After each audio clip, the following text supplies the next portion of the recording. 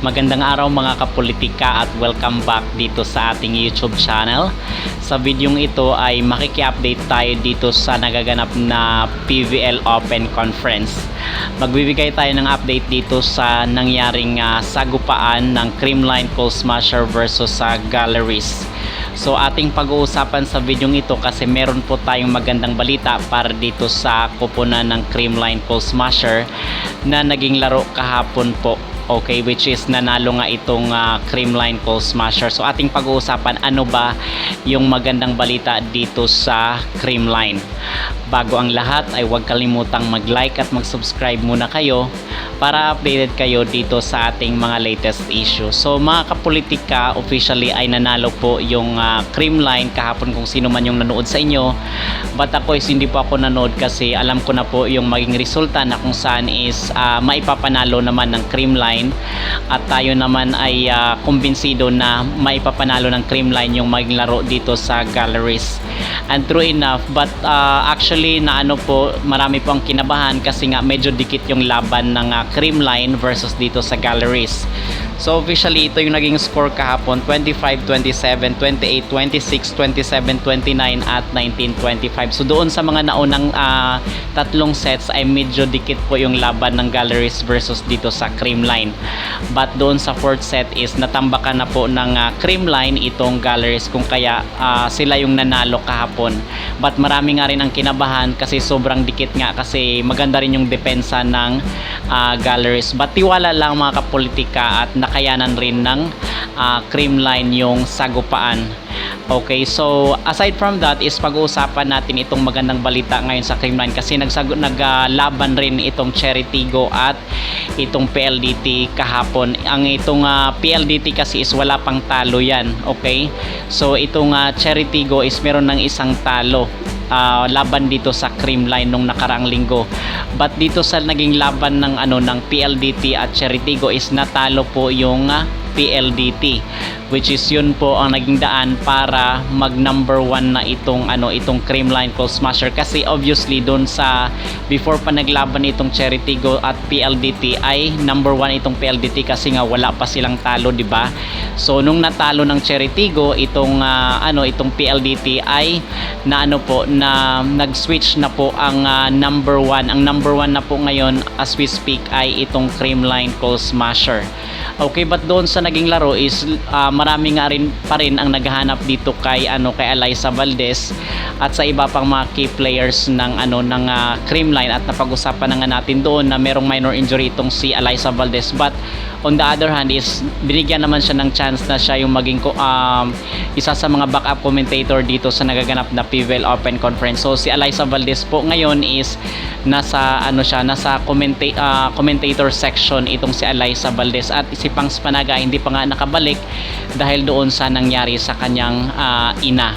Okay, but hopefully mga kapolitika, ang isa pa sa mga good news dito sa sa Creamline aside dito sa pagiging number 1 nila ay may posibilidad na po na makabalik itong tayo ay umaasa na makabalik itong si Gemma Galanza at si Toots Carlos dito sa Creamline Coal Smasher after ng kailang commitment dito sa nagganap na CV League kasi sa August 11 is sabi doon ng PNBF at PVL ay pwede nang bumalik itong si Gemma Galanza at sila Toots Carlos at even yung mga national team na ginamit mula dito sa club team, so pwede na silang bumalik sa kanya-kanyang team. So ano ang mangyayari dito mga kapolitika at ano ang mag-tendency ay malaki po ang tsansa ng Creamline na makaka-bounce back sila matapos doon sa isang talo lang naman kasi ng Creamline dito, isang talo lang yung Creamline dito sa PVL Open Conference. So meron silang chance mga kapolitika na mag-bounce back, most especially na magbabalik na yung isa sa mga key players nila and hopefully ay itong si Pangs Panaga ay baka babalik na rin dito sa Creamline. So ibig sabihin lang yan ay dagdag puwersa po yan dito sa Creamline, most especially na ang dito ang mga sinasabi sa mga comment section ay may tendency na makakalaban nila itong malalakas sa Pool B, which is itong especially itong Signal at itong Akari. So yun ang ating aabangan mga kapultiya, kasi meron pang merong laban pa rin itong Akari at Signal kung sino ba talaga sa kanila ang magda number 1 dito sa Pool B. So yung sa Pool A naman, yung ngayon, yung number 1 is itong Creamline, pangalawa itong PLDT, next itong Cherry Tigo, Farm Fresh, Nextled at Galleries. Whereas sa Pool B naman, ang number 1 is Signal, then sinundan ito ng Akari, Capital One, Chocomocho, Petrogas at Zeus Coffee. So itong maglalaban-laban ito, paghaluin itong Pool A at Pool B, kung saan yung bottom 3 ay kakalabanin nung dito sa Pool A. So maglalaban-laban yan sila mga kapolitika, and after nun maglaban-laban is irarank sila, kukunin yung top 8, okay, yung final 8, at magkakaroon ng do or die game kung saan kakalabanin ng top 1 yung top 8, yung top 2 at top 7, and so on and so forth. So yun po ang magiging labanan dito sa susunod na round. Okay, so mga kapolitika, sa August 6 ito yung maging schedule. Akari versus Signal sa 1 PM po yan. Sa 3 PM naman, Capital One versus Zeus Coffee. At sa naman, sa 5 PM ay Chocomocho versus Petrogas. So matinding labanan na naman ito, most especially dito sa side ng Chocomocho Flying Titans, kasi kailangan nilang may panalo yung laro dito sa dito sa Petrogas para hindi sila mapunta sa bottom mga kapultiya, kasi yung top 3 dito sa dito sa Pool A ay kakalaban yung bottom 3 dito sa Pool B. Okay, at yung top 3 naman dito sa Pool B ay kakalabanin yung top 3 bottom dito sa dito sa Pool A. So yun po ang magiging labanan dito. So hopefully lang ay hindi talaga mapunta sa bottom 3 itong Chocomocho Flying Titans, kasi yung nasa top na Pool A ang makakalaban nila. Okay, so mga kapolitika, abangan natin ang mga susunod na match at susunod na labanan dito sa nagaganap na PVL Open Conference. At yun lang ang ating temporary update dito sa tungkol sa Creamline. Okay, so kayo mga kapolitika, ano yung masasabi dito ngayon na top 1 na itong Creamline Cold Smasher, at may posibilidad na magbabalik na yung kailang mga key players sa mga susunod na araw. At isa rin kasi dito sa ngandahan ng Creamline ay kahit wala yung kanilang mga star players, just like sila Alyssa Valdez, sila Gemma Galanza at sila Tots Carlos, ay kaya pa rin bumuhat ng kanilang mga reserve players. Okay, just like itong si Bernadette Pons nga, na running siya or isa sa mga possible na maging MVP this PVL Open Conference.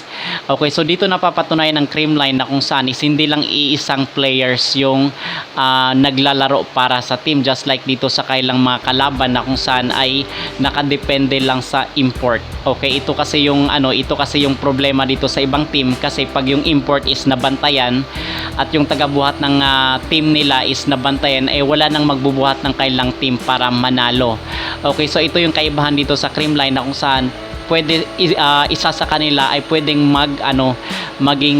mag-shine or mag-stand out dito sa PVL Open Conference. Hindi lang iisang player yung nagbubuhat ng team, kumbaga. Okay, so ito yung advantage ng Creamline, at dapat lang is ma-maintain at yung game of consistency mga kapolitika dapat ma-maintain ng Creamline, kasi nga yung ibang mga team sa Pool B ay hindi pa nila na-measure.